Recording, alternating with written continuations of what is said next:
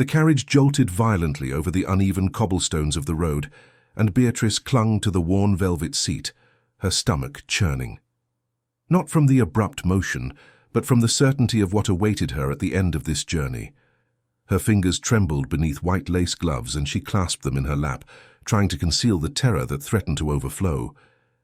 "Behave appropriately," her mother had said that morning, adjusting the bridal veil over her brown hair with impatient hands. "Remember what's at stake. Your father's estate depends on this union." Union. What a delicate word to describe a commercial transaction. Beatrice had been sold like a piece of fine porcelain, handed over to the highest bidder to save her family's impoverished lands. And the buyer was the most feared man in all of England, Lord Richard Ashworth. His name alone made the ladies of London society lower their voices in nervous whispers. A ruthless magnate, responsible for the ruin of dozens of noble families who dared to challenge him in business. But it wasn't just his cruel business practices that fueled the rumors. It was the wives. 3 previous wives, all dead in circumstances that gossips considered too convenient to be mere coincidence. The first, found drowned in the estate lake. The second, a victim of a mysterious fall from the grand staircase. The third, consumed by a sudden fever that no doctor had been able to diagnose properly. And now Beatrice would be the fourth. The carriage passed through the wrought iron gates of Ashworth Manor, and through the window she glimpsed the imposing mansion that would be her prison. The grey stone edifice rose against the twilight sky like a medieval fortress, surrounded by formal gardens that appeared excessively ordered, almost hostile in their geometric perfection. Pointed turrets pierced the low clouds, and the dark windows reflected the orange light of the setting sun like flaming eyes. The butler who received her at the entrance was a tall, stooped man, with features as expressionless as the marble statues lining the main staircase. He led her through endless corridors, lit by silver candelabras that cast dancing shadows over portraits of long-dead ancestors. Their painted eyes seemed to follow Beatrice's every step, judging her, condemning her. "Her ladyship's chambers," the butler announced, opening a double door of carved oak. The room was luxurious in an almost suffocating way. Deep crimson velvet curtains covered the tall windows, polished fine wood furniture gleamed in the candlelight, and the 4-poster bed dominated the room like a sacrificial altar. Beatrice swallowed hard. "Lord Ashworth will await you in the private drawing-room after dinner," the butler continued, his voice a monotone. "A maid will come to prepare you. Prepare her, as if she were a lamb being adorned for slaughter." When the door closed, Beatrice finally allowed the tears to flow. She sat heavily on the edge of the bed, her ivory silk wedding gown spreading around her like withered petals. Her mind reeled with the stories she had heard, each account more sinister than the last. They said Lord Ashworth was a heartless man, that his eyes were as cold as stone, that he never smiled, never showed mercy. Dinner was served in her chambers, but Beatrice could barely touch the refined food. The game stew grew cold on the porcelain plate.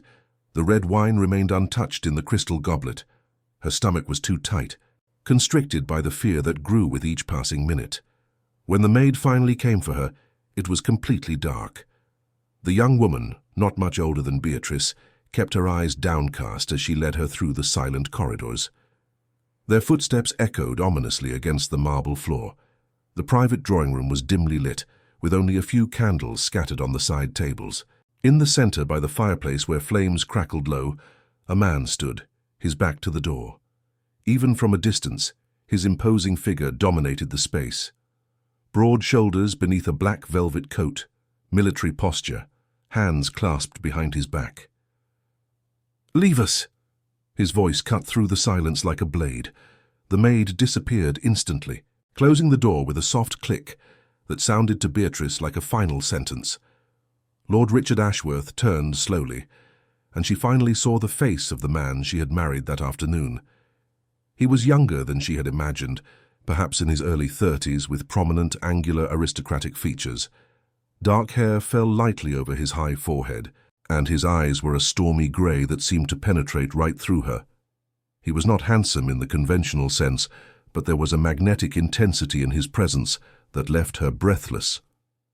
"Lady Ashworth," He pronounced the title with a distant formality that made her shiver. Beatrice forced a curtsy, keeping her eyes lowered. "My lord."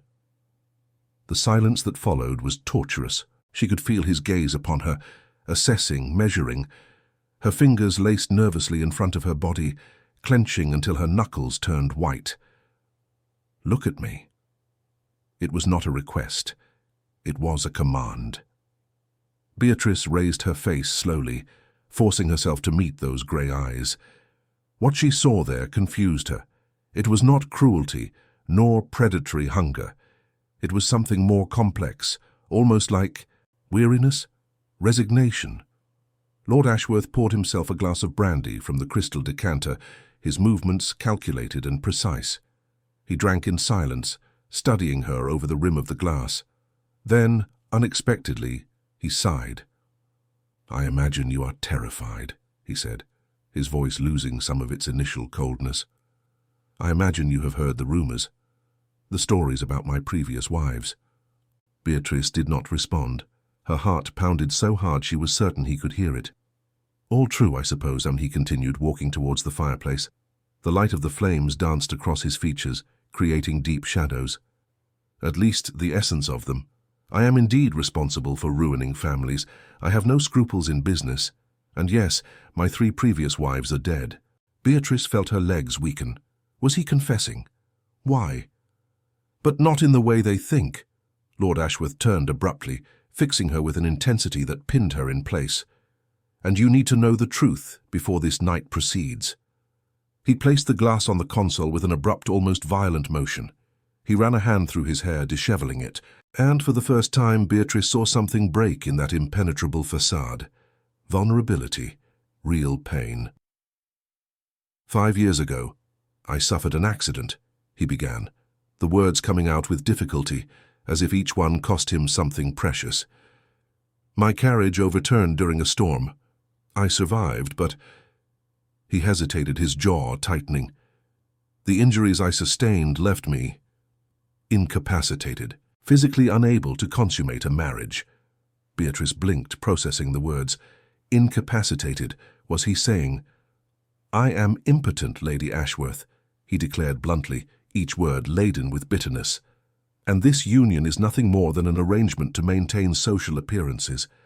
Society already whispers about me. If I remained a widower indefinitely, the speculations would only intensify.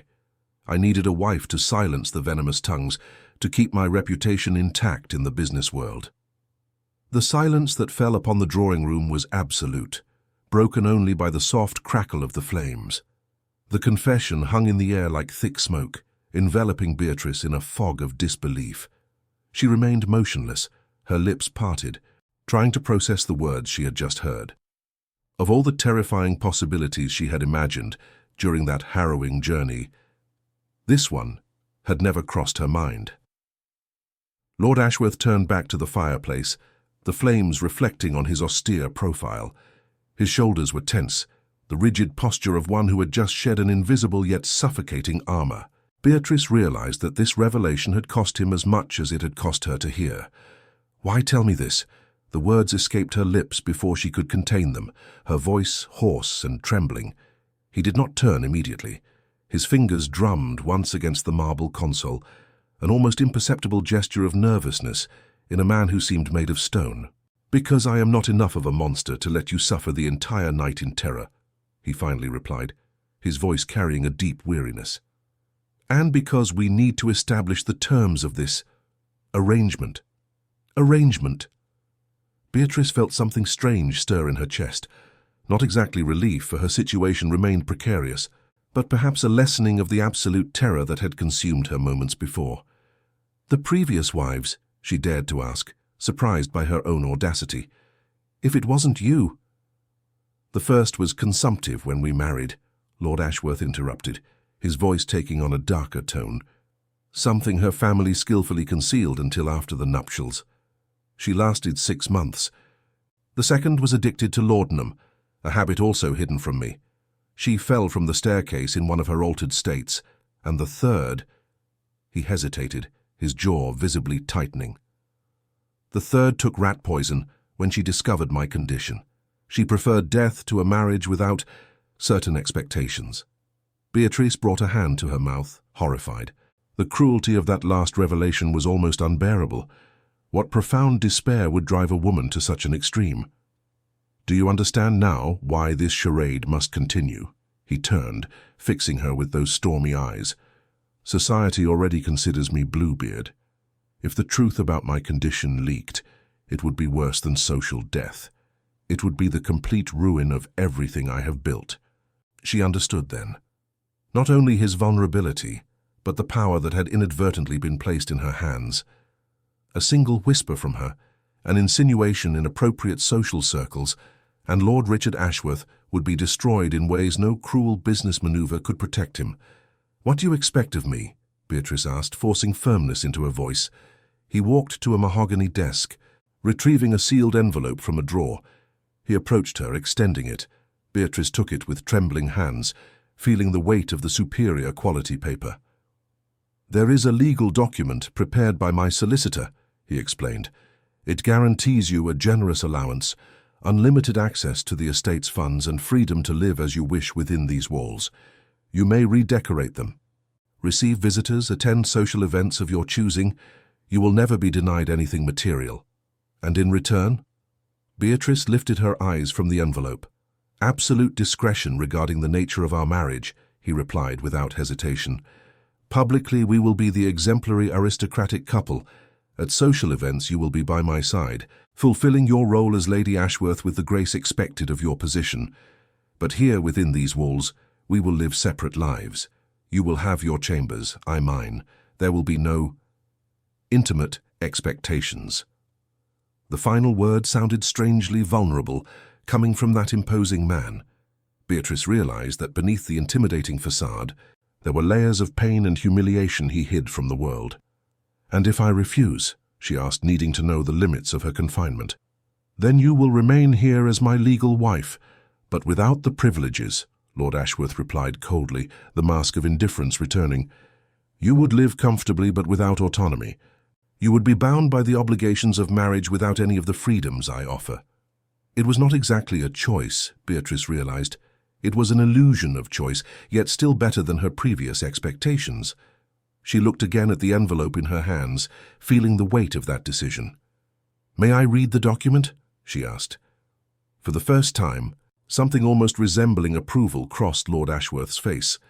"Intelligent," he murmured. "Yes, read it. Take your time to consider. You don't need to decide tonight." He gestured towards a brocade-upholstered armchair near the fireplace. Beatrice sat, feeling her legs finally give way under the weight of all those revelations. She opened the envelope with still trembling fingers, withdrawing several pages covered in precise legal script. As she read, Lord Ashworth remained distant, pouring himself another glass of brandy. The candlelight danced on the paper, illuminating clauses that seemed too generous to be true. £500 annually for her personal needs, legal ownership of all jewels she might receive, the right to maintain private correspondence without interference, permission to travel with appropriate chaperones, even a clause specifying that in the event of Lord Ashworth's death, she would receive a smaller estate in Cornwall, guaranteeing her independence. "This is extraordinarily generous," Beatrice murmured, lifting her eyes from the document. "It's fair," he corrected dryly. "I am asking you to sacrifice your life, your hopes of a true marriage, children. The least I can offer is material comfort and personal freedom." Children. The word resonated with Beatrice in an unexpected way. She had never thought much about motherhood before, but now, confronted with its definitive impossibility, she felt a pang of loss for something she had never known she desired. "And if I find affection for another?" The question escaped before she could censor it, her cheeks coloring immediately.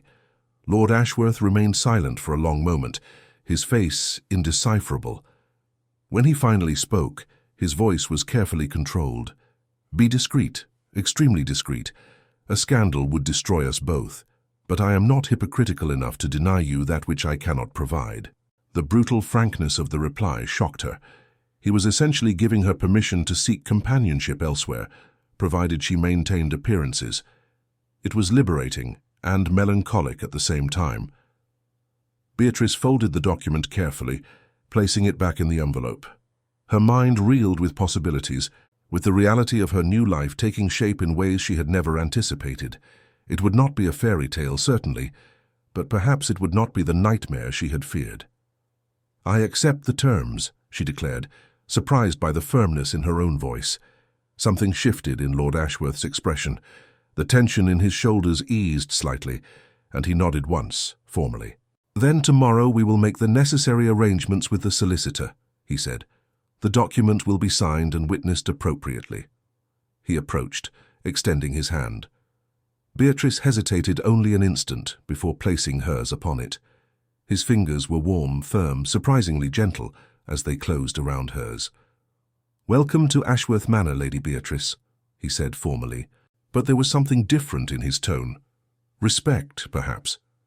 "I hope you find some measure of contentment here." When he released her hand and stepped back, Beatrice felt the strangeness of it all.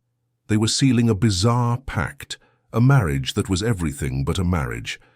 But as she watched him return to his position by the fireplace, allowing himself a moment of vulnerability with his shoulders slightly slumped, she realized something unexpected. Compassion.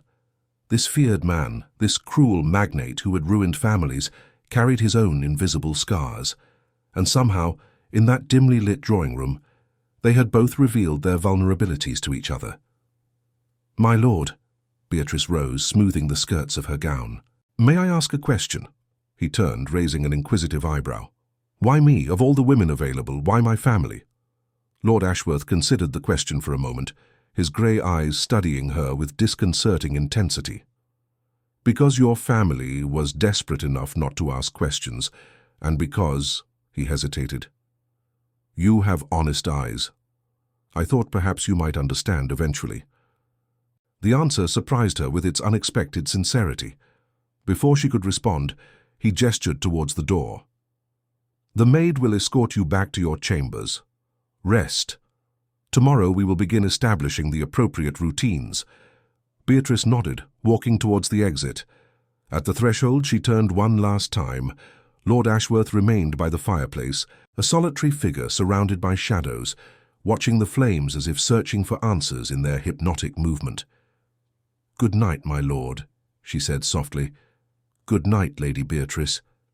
As the door closed behind her, Beatrice realized that her life had irrevocably changed.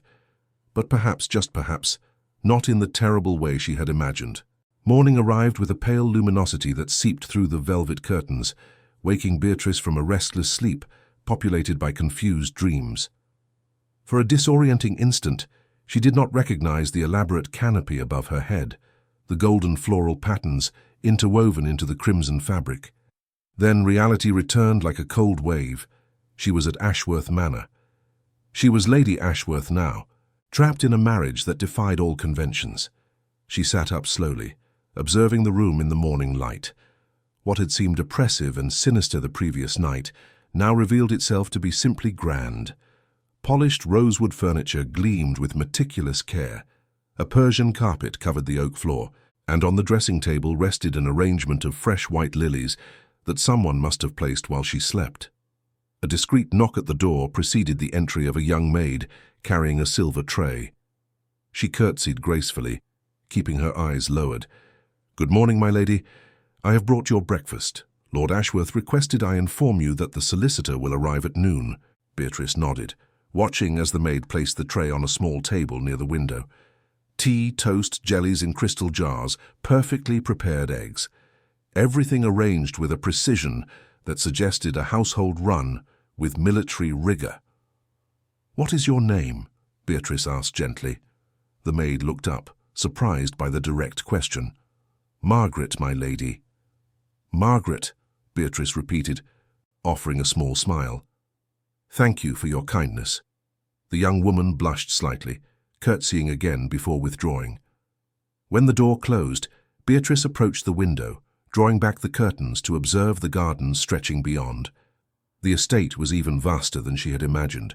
Geometrically perfect flower beds alternated with marble fountains, stone paths meandered between sculpted topiary, and in the distance, beyond an avenue of ancient oaks, she glimpsed the lake where the first Lady Ashworth had met her tragic end. She shivered, letting the curtain fall, It didn't matter that Lord Ashworth had explained the deaths. The ghosts of those women still haunted these walls. She forced herself to eat, though her appetite was scarce. She needed to maintain her strength to face what was to come. The solicitor meant formalization. It meant there was no turning back.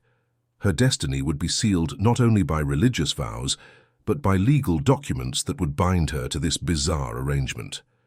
2 hours later, dressed in a moss-green silk day-gown that Margaret had helped her select from a surprisingly well-stocked wardrobe, Beatrice was escorted to Lord Ashworth's study.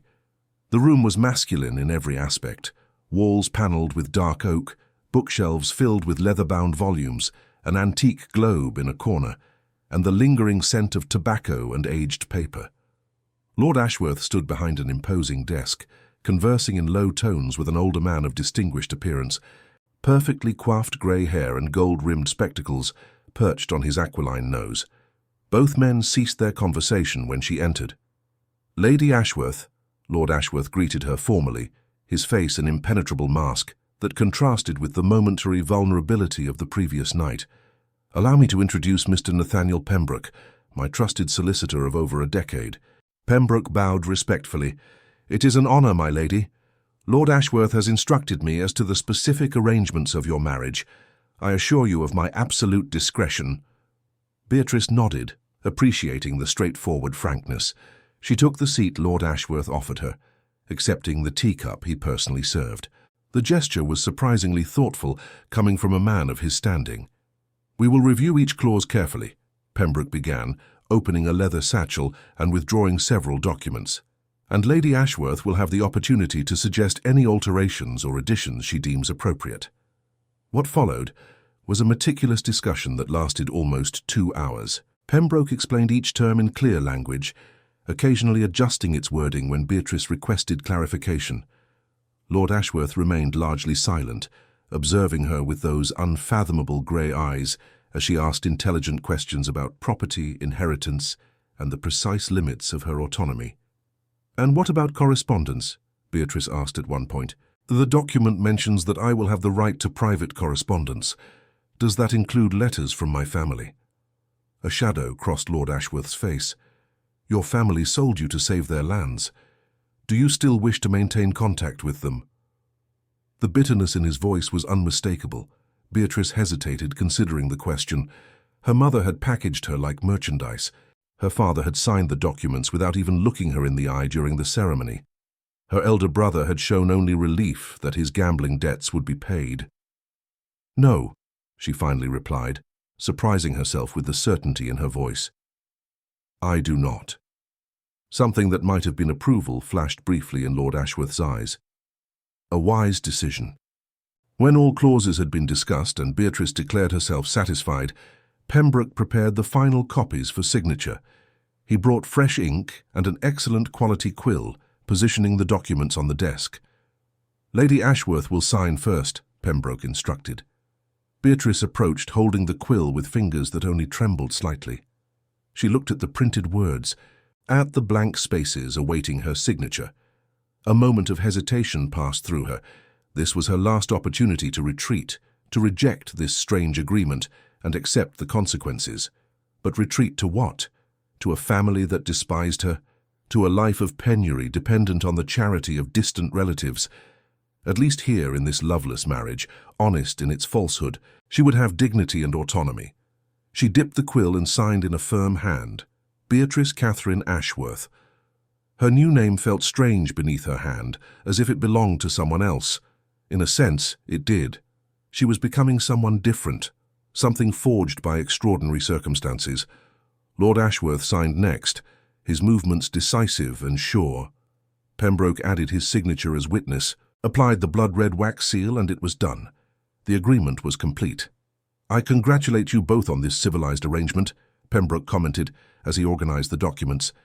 "In my years of practice, I have rarely seen matrimonial agreements established with such clarity and mutual respect." If he perceived the irony in his words, he did not show it. He bade them a courteous farewell, leaving Beatrice and Lord Ashworth alone in the silent study. An awkward discomfort settled between them. The previous night, his vulnerable confession had created an unexpected intimacy. Now, in the light of day, With legal documents making everything official, they were essentially strangers trapped in an elaborate charade. "Would you like to see the estate?" Lord Ashworth offered, breaking the silence. "It would be appropriate for you to familiarize yourself with your new domains," Beatrice agreed, grateful for the distraction. He led her through endless corridors, pointing out portraits of ancestors with brief but revealing stories. The second Earl who had gambled away the family fortune. The Countess who had defied convention by publishing poetry under a masculine pseudonym. The eccentric uncle who collected rare botanical specimens from expeditions to America. "My lineage is full of eccentrics and rebels," Lord Ashworth commented with a trace of dry humour. "I suppose my own arrangement isn't so scandalous by comparison." They reached a glass conservatory that Beatrice hadn't glimpsed from her bedroom window. The space was gloriously luminous, filled with exotic plants that perfumed the air with sweet and spicy fragrances. Orchids hung from suspended baskets, giant ferns occupied shaded corners, and a small artificial stream meandered among mossy stones. "This is magnificent," Beatrice murmured, genuinely impressed. "It was my mother's sanctuary," Lord Ashworth explained, his voice softening. "She passed away when I was 12. I've kept the conservatory exactly as she left it." Beatrice turned to observe him, seeing for the first time the boy he must have been before tragedy and responsibility hardened him. "I am sorry for your loss." He waved a dismissive hand, brushing aside the condolence. It was a long time ago, but she realized that some wounds never healed completely, only formed layers of hardened tissue over them. They walked among the plants in comfortable silence, Beatrice occasionally stopping to admire a particularly beautiful flower. Lord Ashworth seemed to relax gradually, the stiffness in his shoulders lessening slightly. "You may come here whenever you wish," he offered. "Consider this space your own. Few servants have access, so you will have privacy when you need it." The gesture touched her unexpectedly. He was offering her not just material comfort, but spaces of genuine freedom within the walls of her gilded cage. "Thank you," she said sincerely. "I appreciate your consideration." When they finally returned to the interior of the mansion, the sun was already dipping towards the horizon. The day had passed surprisingly quickly. At the foot of the grand staircase that led to her chambers, Lord Ashworth stopped. "We will dine together this evening," he declared, more a statement than an invitation. "We need to begin establishing the appearance of marital normalcy for the servants. Rumors travel quickly, and we cannot allow speculations to arise." Beatrice understood. The charade began now, the roles they would play for the rest of their lives. "What time should I present myself?" "At 8 o'clock in the formal dining room." She nodded, beginning to ascend the steps. Midway up the staircase, she turned. Lord Ashworth remained where she had left him, observing her with an indecipherable expression. "My lord," she called softly, "do not regret your honesty. I prefer this strange truth to a beautiful lie." Something passed across his face so quickly she almost didn't catch it. Surprise, perhaps, or gratitude. "Until this evening, Lady Beatrice." As she continued to ascend, Beatrice realized that her life had become something entirely unexpected. It was not the fairy tale young women dreamed of, nor the nightmare she had feared. It was something in between, unexplored territory they would have to navigate together. Two strangers united by extraordinary circumstances and shared secrets. The formal dining room proved even more imposing than Beatrice had anticipated. A Venetian crystal chandelier hung from the frescoed, ornate ceiling, casting cascades of light onto the polished mahogany table that stretched for almost 10 meters. Silver candelabras gleamed between discreet floral arrangements, and the porcelain service was so delicate it appeared translucent in the candlelight. Lord Ashworth was already waiting when she arrived, precisely at 8 o'clock. He rose immediately, greeting her with a formal bow that seemed excessive considering the intimate circumstances of their arrangement. But Beatrice understood. The servants were watching, and the charade needed to be convincing. "You look charming tonight," he commented, his voice carrying the distant courtesy appropriate for a formal dinner. Beatrice accepted the compliment with a slight inclination of her head, allowing him to guide her to the chair positioned to his right, close enough for conversation, but maintaining the expected formality. Margaret and another footman remained in the shadows, ready to serve, The dinner unfolded in multiple elaborate courses: turtle soup, trout with caper sauce, roast lamb with seasonal vegetables, almond pudding. Each course was presented with military precision, the appropriate wines served in suitable crystal goblets. Beatrice could barely keep up with the sophistication of it all, remembering the frugal dinners at her family home, where forced economy made every meal a reminder of their decline. "The wine is from our own vineyards in France," Lord Ashworth commented, noticing how she studied the ruby liquid in her glass. "My grandfather acquired the property during a diplomatic trip and maintained production even through political turbulence." "It's exceptional," Beatrice replied honestly, savoring the liquid's complexity. "My family rarely had wines of this quality." She realized the slip too late, the involuntary admission of her former poverty. But Lord Ashworth showed no disdain, merely nodded understandingly. "Fortune is volatile. I have seen commercial empires crumble in months, and proud families reduced to begging for favors. There is no shame in adverse circumstances, only in how one reacts to them." The words carried a weight that suggested personal experience. Beatrice remembered the rumors about Lord Ashworth's own ascent, how he had transformed a modest inheritance into a commercial empire through bold and ruthless maneuvers. He was not an heir to ancient wealth, but the architect of his own fortune. When the servants momentarily withdrew to prepare the next course, Lord Ashworth leaned forward slightly, lowering his voice. "Tomorrow we will receive visitors. Lady Pemberton and her daughter Charlotte are coming for tea.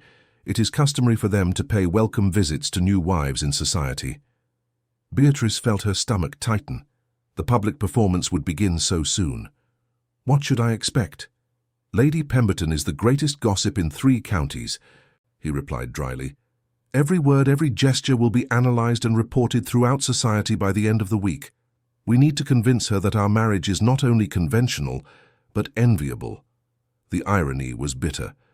"And how do you suggest we do that?" Lord Ashworth hesitated, his fingers drumming softly against the rim of his glass. "Small gestures of affection. Nothing excessive that would seem false. An occasional lingering look, my hand resting briefly on yours as I pass the sugar, your genuine concern when I mention some business matter. Subtleties that suggest intimacy without openly declaring it." He had thought carefully about this, Beatrice realized. This was not improvisation, but calculated strategy. She should have expected such meticulousness from a man who had built an empire through astute negotiations. "I can play the part," she assured him, surprising herself with her own confidence. "I don't doubt it." Something that might have been admiration flickered in his eyes. "You have shown remarkable composure since you arrived. I imagined you would be in constant tears, or hysterical, or too terrified to function. But you have an inner strength I did not anticipate." The compliment touched her unexpectedly. "And you have demonstrated an honesty I did not anticipate in someone of your reputation." "Touché." A small smile, the first she had seen, briefly curved his lips. The effect was transformative, revealing features that could be considered handsome when not hardened by defensive masks. The servants returned with the next course, interrupting the moment of surprising connection. The conversation returned to safer topics: the gardens, planned improvements to certain wings of the mansion, social events of the season that it would be appropriate for them to attend together. "The Ashford Summer Ball takes place in 3 weeks, Lord Ashworth mentioned as they finished the pudding. "It is the most important social event in the region. Our presence will be expected, and our absence would cause unwelcome speculation." A ball. Beatrice felt anxiety tighten her chest. "I am not particularly skilled at formal dances. My instruction was limited." He studied her thoughtfully. "Then we will need to remedy that. We cannot risk you appearing uncomfortable in my arms on the dance floor." The implication that he would teach her personally brought an involuntary blush to her cheeks. The idea of being so close to him, even in a purely practical context, generated a confusion of feelings she was not prepared to examine. "We will begin tomorrow after tea with Lady Pemberton," he decided. "The ballroom in the East Wing is suitable for practice, and it will be empty at that hour." When dinner finally concluded, it was already past 10 o'clock. Lord Ashworth escorted her to the foot of the staircase, watching as she began to ascend. On the fourth step, Beatrice turned, compelled by an impulse she didn't fully understand. "My lord, may I ask something personal?" He arched an eyebrow but gestured permission. "Do you feel lonely? In this immense mansion, with all these servants, yet essentially alone?" The question clearly surprised him. For a long moment he didn't reply, and Beatrice feared she had overstepped invisible boundaries. Then he sighed, letting his guard down slightly. "Constantly," he admitted, his voice carrying a deep weariness. "Loneliness is the price of my condition. I cannot allow genuine intimacy without revealing my inadequacy. So yes, I live surrounded by people yet fundamentally isolated." The raw honesty in the reply stirred something in Beatrice's chest. She descended a step, moving slightly closer. "You don't have to be completely isolated now," she offered softly. "Our arrangement is bizarre, but we don't have to be strangers within these walls. Perhaps we could be friends." The word sounded strange applied to a marriage, but it felt more honest than feigning romantic affection that didn't exist. Lord Ashworth considered the offer, something shifting in his guarded expression. "Friends?" he repeated, testing the word. "I haven't had a genuine friend in years. People want my influence, my money, my connections. Never just companionship." "Then it's settled," Beatrice declared, with a firmness she didn't fully feel. "We will be friends who married for convenience, but who respect and support each other within the bounds of our agreement." She extended her hand, an absurdly formal gesture considering they were already legally bound. Lord Ashworth looked at the offered hand, then at her face, and finally accepted the clasp. His fingers enveloped hers with surprising warmth. "Friends, then," he agreed. When he released her hand, Beatrice continued up the staircase. At the turn of the second flight, she looked back one last time. Lord Ashworth remained where she had left him, watching her with an expression she couldn't fully decipher. There was gratitude there, certainly, but also something more complex that she couldn't yet name. In her chambers, Margaret awaited to help her prepare for the night. As the maid unlaced her stays and removed the layers of formal attire, Beatrice reflected on the strangeness of her new reality. In less than 2 days, she had gone from unwanted daughter to Lady Ashworth, from terrified bride to something that could become a confidant to one of England's most powerful men. "Margaret," she said impulsively as the maid brushed her hair, "how long have you worked in this house?" The young woman hesitated before replying. 5 years, milady. I started as an assistant cleaner and Lord Ashworth promoted me when I showed diligence. Is he a good employer?" "The best I've ever had," Margaret replied with genuine conviction. "Fair, generous with wages, and never takes advantage of the maids as some lords do." The last comment was revealing. Despite his dark reputation, Lord Ashworth apparently maintained principles in certain areas. Beatrice filed away this information, adding it to the increasingly complex image of the man she had married. Alone at last, lying beneath silk covers, Beatrice watched the shadows dance on the ceiling. On the other side of the mansion, in his own chambers, Lord Ashworth was likely also awake, contemplating the complexities of their arrangement. Two strangers united by secrets and necessity, trying to navigate a path through unknown waters. She didn't know what the future would bring, but for the first time since she had been informed of her arranged marriage, Beatrice felt something beyond fear. Perhaps it was just relief at having escaped the terrible fate she had imagined. Or perhaps it was the tenuous beginning of something that might eventually transform into genuine contentment. Closing her eyes, she allowed sleep to take her, lulled by the distant sounds of the mansion falling asleep around her. Morning arrived with a dense fog that enveloped the gardens of Ashworth Manor in a spectral shroud.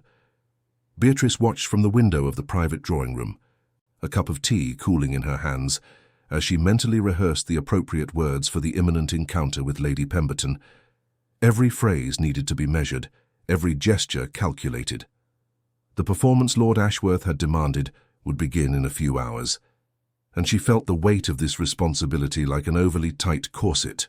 Margaret had come in earlier to help her dress appropriately, a day ensemble of sky-blue damask with discreet silver embroidery, sleeves fitted to the elbows where they ended in layers of French lace. Her hairstyle was elaborate, but not excessive, a few loose curls framing her face in a way that suggested romanticism without appearing disheveled. She looked exactly as she should. A recent bride, content with her advantageous union. "Lady Pemberton and Miss Charlotte have arrived, milady," announced the butler from the drawing-room entrance, his grave voice echoing slightly in the space decorated with delicate furniture and fresh floral arrangements. Beatrice put down the cup, smoothed her skirts, and forced a graceful smile. "Please show them in." Lady Pemberton entered like a frigate on a rough sea, all sails hoisted and cannons ready. She was a robust woman in her middle years, dressed in deep purple hues that accentuated her flushed complexion. Ostrich feathers adorned her elaborate hat, quivering with every movement of her head as she surveyed the drawing-room with piercing eyes that missed no detail. Her daughter Charlotte followed her like a pale satellite, a young woman of perhaps 18 with delicate features and a perpetually bored expression. Her pale pink dress was excessively ornamented with bows and ruffles, suggesting questionable taste or oppressive maternal influence. "Lady Ashworth!" Lady Pemberton exclaimed, approaching with outstretched arms, as if they were intimate friends separated for years rather than strangers. "What a joy to finally meet you. When we heard of Lord Ashworth's marriage, we were absolutely ecstatic, weren't we, Charlotte?" "Ecstatic," Charlotte repeated without enthusiasm, making a mechanical curtsy.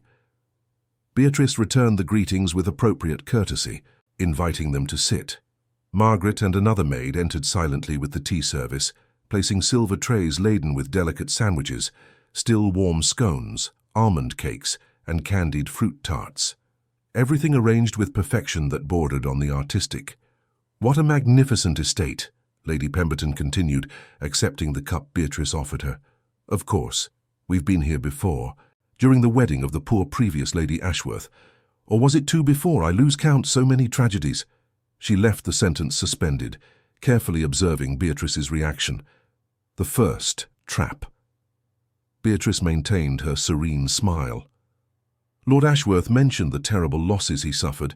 I am grateful that he found the courage to open his heart again." "Very courageous indeed," Lady Pemberton agreed, her feathers quivering. "Especially considering the peculiar circumstances of those deaths. But I'm sure there's nothing to worry about, my dear. After all, what are 3 tragic coincidences?" Charlotte stifled a laugh behind her cup. Beatrice felt irritation boil beneath her careful composure, but forced herself to maintain a light tone. "Coincidences are what they are. My husband is a man of impeccable character, and I feel perfectly safe under his protection." "Your husband," Lady Pemberton repeated, savouring the words. "And how are you adapting to married life? So different from the existence you led before, I imagine." Another trap, this one more obvious. The woman was fishing for information about Beatrice's family, about the circumstances of her marriage. She needed to navigate carefully. "Certainly different," Beatrice admitted with studied tranquility, "but Lord Ashworth has been extraordinarily attentive, ensuring that I feel comfortable here. Just this morning he insisted that I redecorate the drawing rooms according to my personal taste." This was a lie, but it sounded exactly like the kind of romantic gesture that would fuel the appropriate rumors. "How charming," Lady Pemberton leaned forward slightly. "And the wedding night. Forgive my frankness, but we experienced matrons know how those first experiences can be challenging for young brides." Beatrice felt a genuine blush rise to her cheeks, not from shyness but from indignation at such an intrusion. Yet the blush served her purposes perfectly.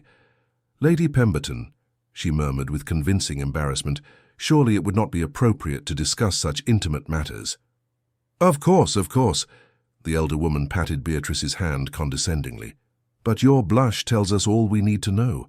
An attentive husband, then." "How fortunate you are." Charlotte finally showed interest, her curious eyes fixing on Beatrice.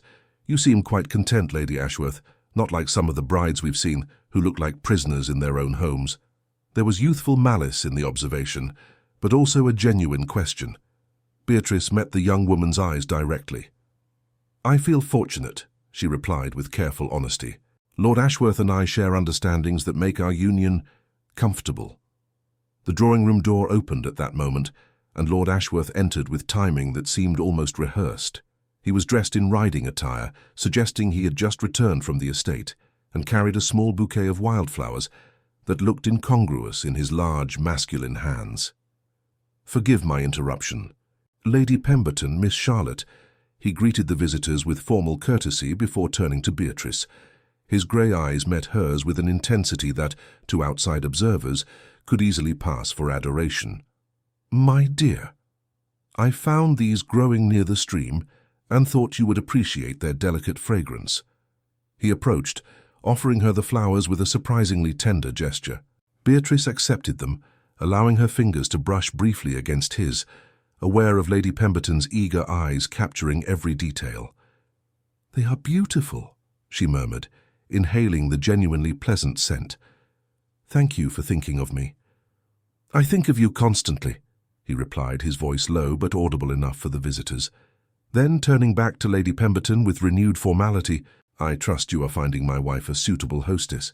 "More than suitable, absolutely charming." Lady Pemberton practically glowed with satisfaction, as if she had struck gold. "We were just commenting on how both of you seem so compatible." "We are extremely compatible," Lord Ashworth agreed, and something in his tone made Beatrice glance at him quickly. There were layers of meaning in those words that only she would catch. Compatible in their arrangement, in their shared secrets, in their mutual need to maintain appearances. "If you will excuse me, I have urgent business to attend to. Lady Pemberton, Miss Charlotte, it was a pleasure." He bowed briefly, then paused beside Beatrice. For an instant his hand rested lightly on her shoulder, a possessive yet not aggressive gesture. "Until dinner, my dear." When the door closed behind him, Lady Pemberton practically vibrated with excitement. Well, who would have thought Lord Ashworth would become so romantic? The previous wives never mentioned such affection. Perhaps he simply hadn't found the right partner until now, Beatrice suggested softly, surprising herself with the partial truth in that statement. The conversation continued for another half hour, Lady Pemberton extracting information about future plans, social events, possible renovations to the estate.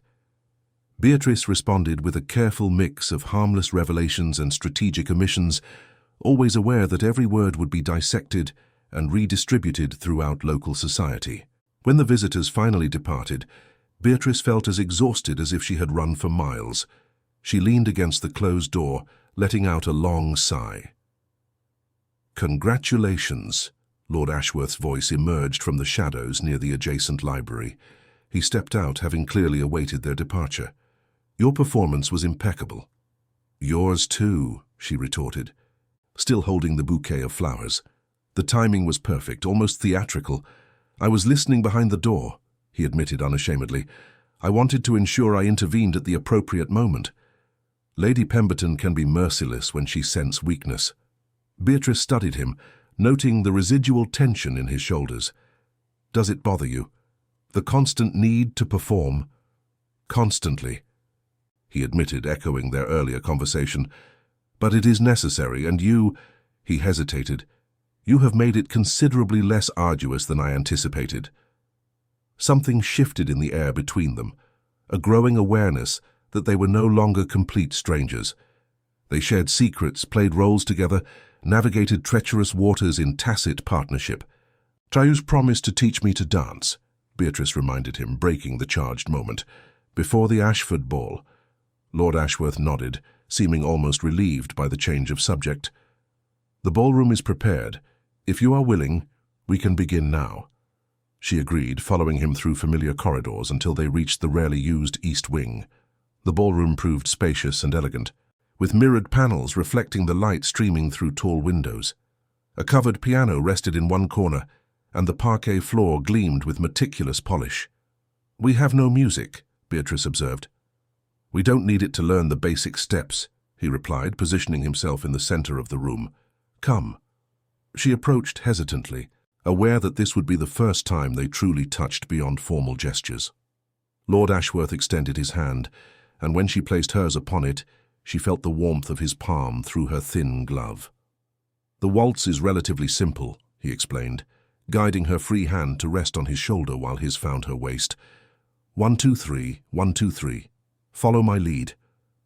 They began to move, and Beatrice immediately stumbled, stepping on his foot. "Pardon me." "Don't apologize, just feel the rhythm." His voice was patient, surprisingly gentle. "Trust me to guide you." They tried again, and gradually Beatrice began to grasp the pattern. They twirled through the empty ballroom, their steps echoing softly, their reflections multiplied infinitely in the surrounding mirrors. It was strange and intimate simultaneously, their bodies so close she could feel his warmth, hear his controlled breathing. "Better," he murmured after a few minutes. "You learn quickly." "I have a good teacher," she replied, and was rewarded with that rare smile that transformed his austere face.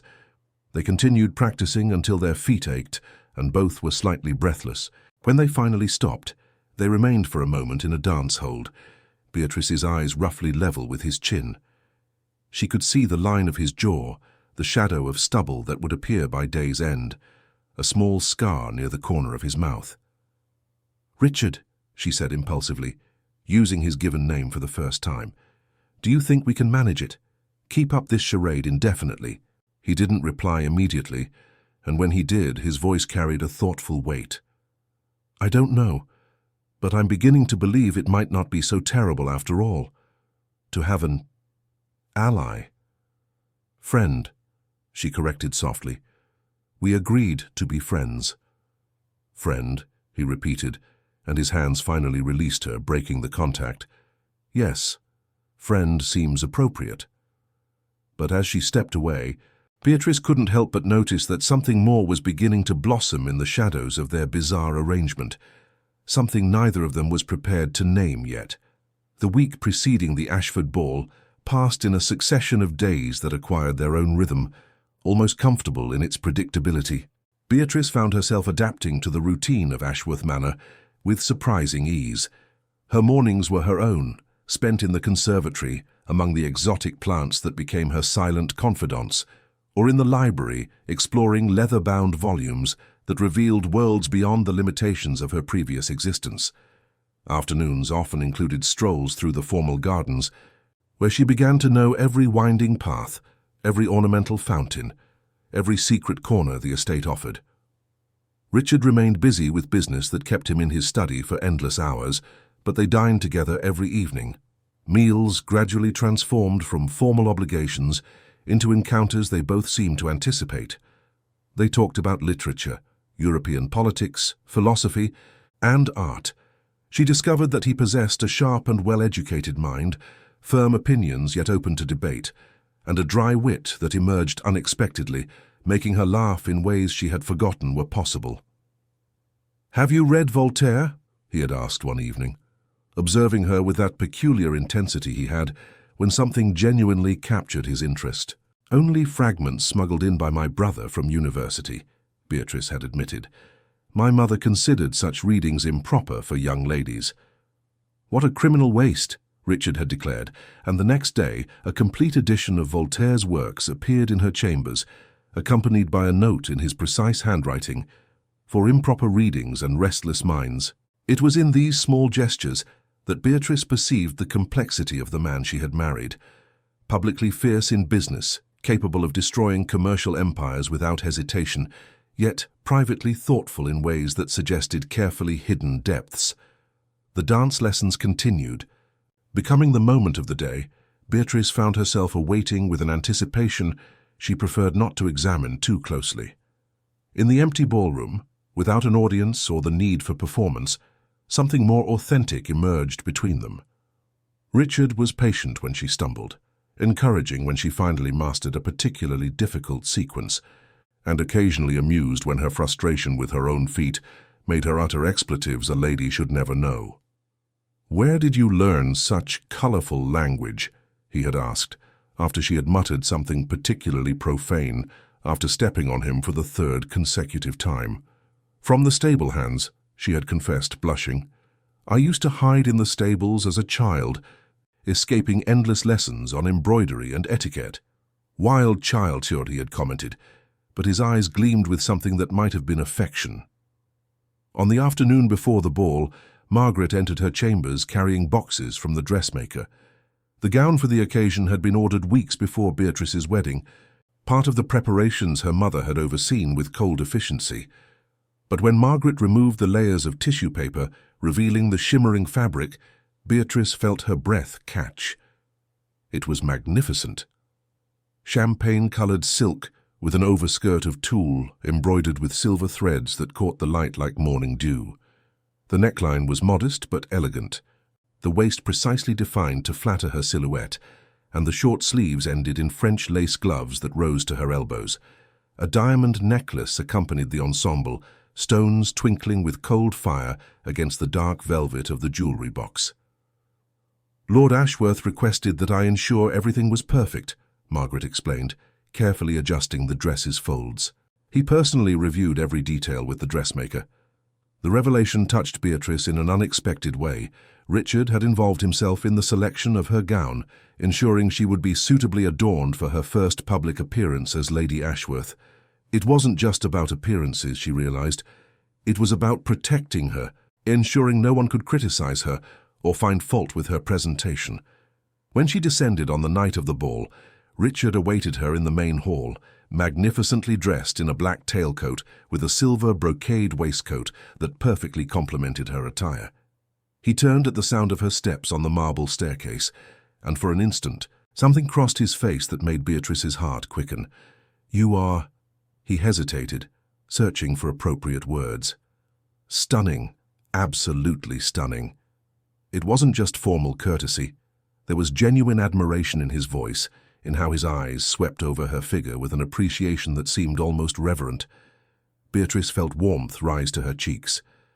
"The dress is extraordinary," she murmured. "Margaret mentioned you supervised the details personally. I wanted to ensure you outshone all other women present," he replied, with characteristic frankness.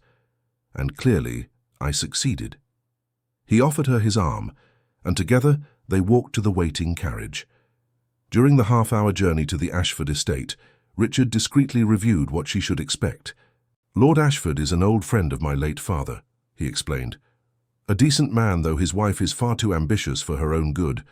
There will be approximately 200 guests, predominantly local aristocracy, with some minor members of the royalty. Lady Pemberton has certainly already spread tales of our idyllic marriage, so expect curious glances and intrusive questions disguised as courtesy." "I will handle them," Beatrice assured with confidence that was only partially feigned. His hand briefly covered hers, squeezing with encouragement. "I don't doubt it." The Ashford estate proved even more impressive than Ashworth Manor. The palatial mansion gleamed with thousands of candles, enormous windows casting golden light over gardens, where colorful lanterns hung from ancient trees. Carriages formed a queue along the circular drive, disgorging guests in elaborate attire that seemed to have stepped out of Renaissance paintings. As Richard and Beatrice entered the main ballroom, conversations noticeably subsided. Hundreds of eyes turned in their direction, assessing, judging, speculating. Beatrice kept her head high, a graceful smile fixed on her face, aware that every second was being dissected by the society she now needed to accept as her own. Lord Ashworth, Lady Ashworth. Lady Ashford materialized before them, a majestic woman with elaborately arranged grey hair and diamonds that rivaled the lights of the sconces. "What a pleasure to have you here." "My dear," she turned to Beatrice, "you are even more charming than Lady Pemberton told us, absolutely radiant." Introductions followed in dizzying succession. Earls and countesses, barons and baronesses, knights and their wives, all parading with cordial smiles that did not reach calculating eyes. Beatrice responded to each greeting with practiced grace, aware of Richard's firm hand at her back, a constant presence that anchored her. "Dance with me," he murmured, when they finally managed a moment of relative privacy near the open doors leading to the illuminated gardens. The orchestra was beginning a waltz, and couples moved towards the center of the ballroom. Beatrice felt anxiety tighten her stomach. It was one thing to practice in an empty hall, quite another to perform before a critical audience. "Trust me," Richard whispered, guiding her onto the dance floor. "Just follow my lead, as we did in our practices." His hand found her waist, the other entwined with her gloved fingers, and they began to move. The first steps were tense, Beatrice overly conscious of the watching eyes, but gradually the music enveloped her. Richard led with firm confidence, and she found herself relaxing in his arms, allowing him to guide her through the turns and spins they had practiced countless times. "Perfect," he murmured, his eyes fixed on hers. "You are perfect." Something shifted as they danced. The awareness of the audience faded, replaced by a growing intimacy between them. Their bodies moved in natural synchronicity, as if they had danced together for years instead of days. Beatrice could feel his warmth through the layers of fabric, hear his steady breath, see small details she had never noticed before. Tiny golden flecks in his grey eyes, the slightly rough texture of his jaw, where his beard was beginning to emerge at the end of the day, the way his lips curved ever so slightly when he watched her. When the music ended, they remained for a suspended instant in their dance pose, the world around them dissolving into an irrelevant blur. Then, polite applause broke the spell, and Richard formally stepped back, bowing over her hand. "Thank you for the dance, my dear," he said loudly enough for those nearby to hear, but there was something different in his voice, a richer texture that hinted at unspoken words. The rest of the evening passed in a whirlwind of superficial conversations and additional dances. Several gentlemen requested the pleasure of dancing with Lady Ashworth, and Richard granted permission with a stiff courtesy that did not reach his eyes. Beatrice noticed how he watched her even when they were separated by the crowd, his attention never fully straying. During a late-night interval, she briefly sought refuge in the gardens, needing fresh air after hours in an overheated ballroom filled with bodies and conflicting perfumes. The night was clear, stars twinkling above like diamonds scattered across black velvet. "Escaping?" Richard's voice emerged from the shadows near an ornamental fountain. She turned, finding him leaning against the marble pedestal, a glass of brandy in one hand. He looked tired, the social mask he had worn for hours finally slipping slightly. "I just needed a moment away from the prying eyes," Beatrice admitted, drawing closer. "How many versions of 'What a Lovely Wedding' is it possible to hear before one loses one's sanity?" He chuckled softly, a genuine sound that rarely emerged. "Many fewer than you have been subjected to tonight. You performed extraordinarily well, Beatrice, better than my 3 previous wives combined." The mention of them brought reality rushing back with abrupt force. She was merely the latest in a succession of women trapped in this impossible arrangement. The only difference was that she knew the truth from the outset. "Richard," she said impulsively, using his name without hesitation now, "do you ever wish things were different? That you could have a true marriage?" He fell silent for a long moment, studying the amber liquid in his glass. When he finally responded, his voice carried the weight of ancient resignation. "Constantly. But wishing doesn't change reality." He raised his eyes, fixing her with disconcerting intensity. "Though I must admit, this arrangement has proven considerably less burdensome than I anticipated. Your company has become valuable to me." The words hung between them, laden with meanings neither was prepared to confront fully. Beatrice felt something tighten in her chest, a complex emotion she couldn't name. "We should return," she said finally, breaking the moment. "Our absence will be noted." Richard agreed, offering her his arm again. As they walked back to the illuminated ballroom, Beatrice realized that something fundamental had shifted between them that night. They had crossed an invisible boundary, moving beyond convenient allies to something deeper, more dangerous. And for the first time since she had arrived at Ashworth Manor, she didn't know if it terrified her or thrilled her.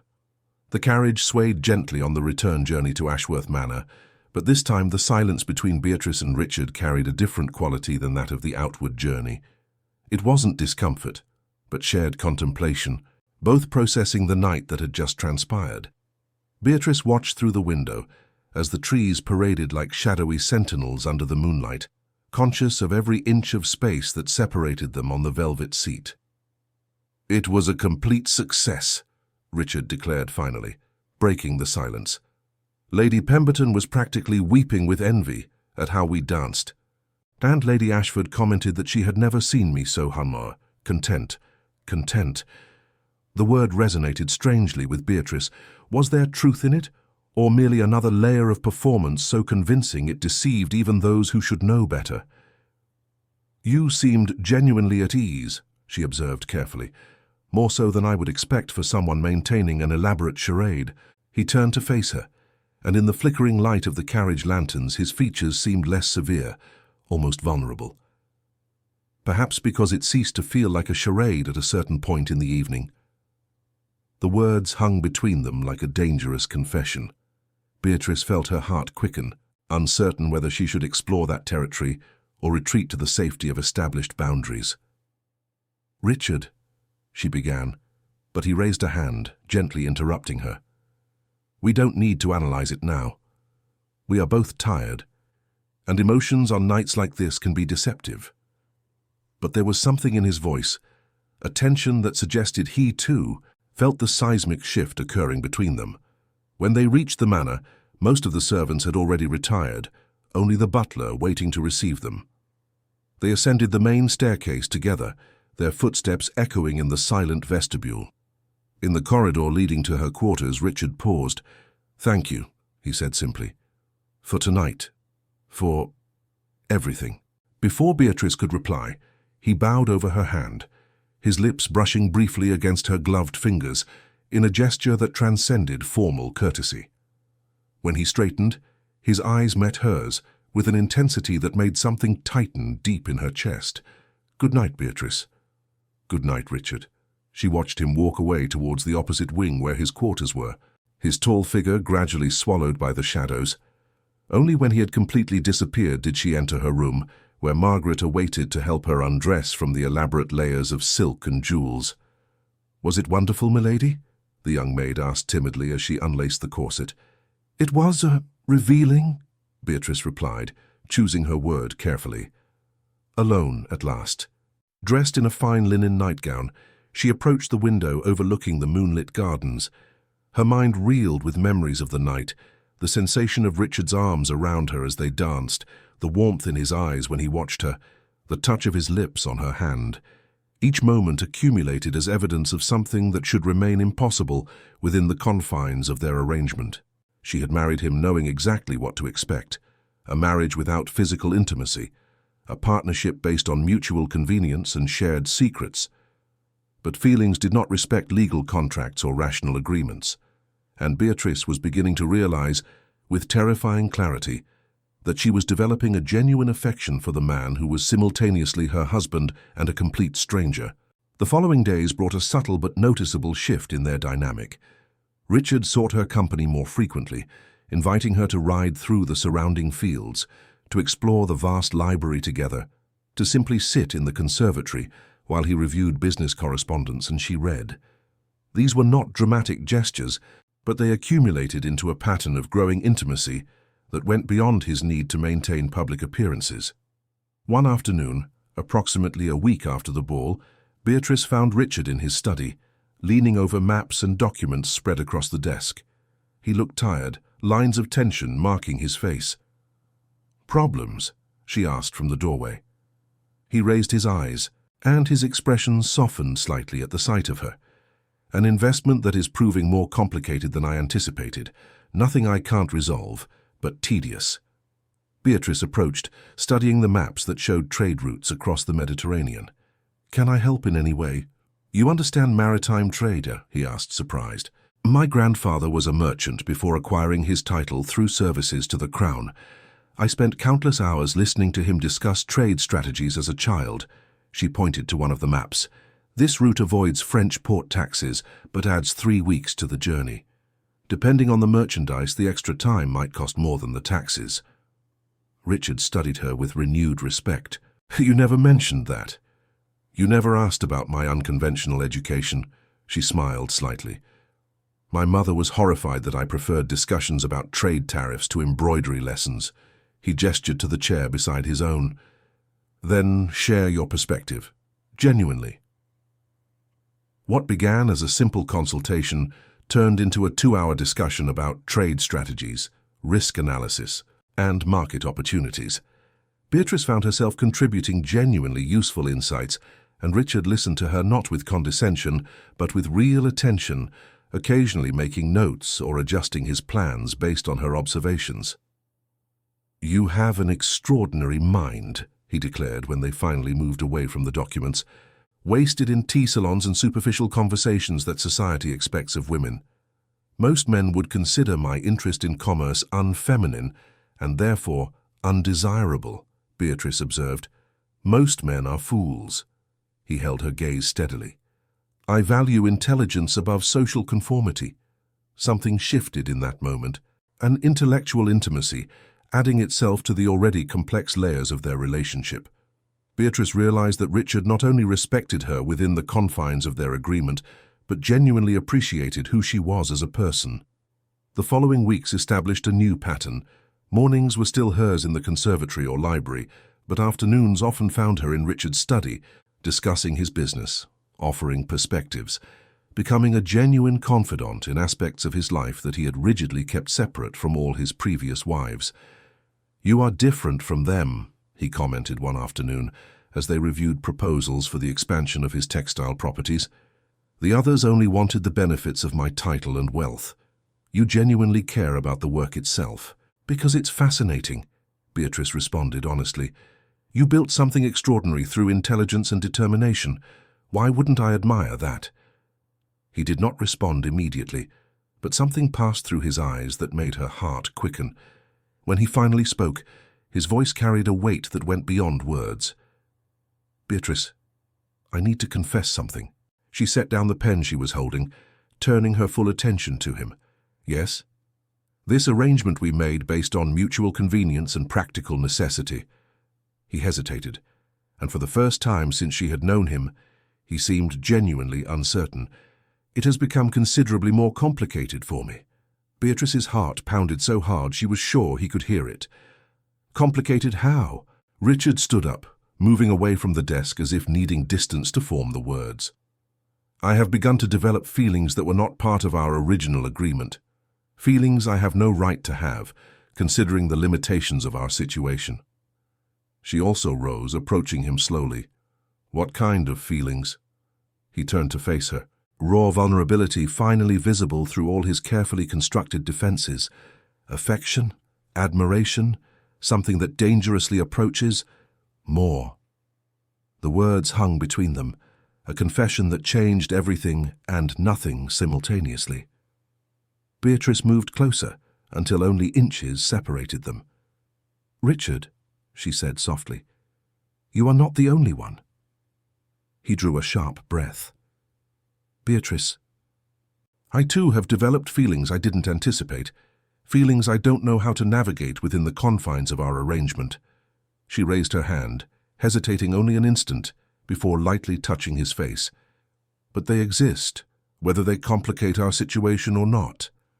For a long moment they simply remained thus, her hand against his cheek, his eyes fixed on hers with an intensity that made her tremble. Then, slowly, carefully, as if she were something precious that might break, Richard covered her hand with his own. "I cannot offer you a complete marriage," he said, his voice hoarse. "I cannot give you children or the physical intimacy that should accompany genuine affection. All I can offer is—" "It is enough," Beatrice interrupted firmly. "What we have, this intellectual and emotional connection, this genuine partnership, is more than many conventional marriages ever achieve. Do not diminish it simply because it does not fit traditional molds." Something broke in his expression, years of defenses crumbling. He gently pulled her into his arms, and Beatrice embraced him back, feeling the accelerated beat of his heart against hers. "You are extraordinary," he murmured against her hair. "Completely extraordinary." They remained like that for a long time, simply holding one another in the silent study, two survivors of impossible circumstances who had found something precious within the limitations of their shared prison. When they finally separated, Richard kept his hands on her shoulders, studying her face as if memorizing every detail. "I don't know how this will work," he admitted, "how we will navigate genuine feelings within a marriage that was designed to be merely a facade." "We will find out together," Beatrice replied with a confidence that was only partially feigned, "as we have done with everything else, step by step, day by day."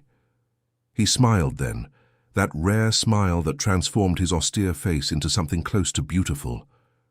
"Together," he repeated, as if testing the word. "Yes, together." It was not a fairy tale ending.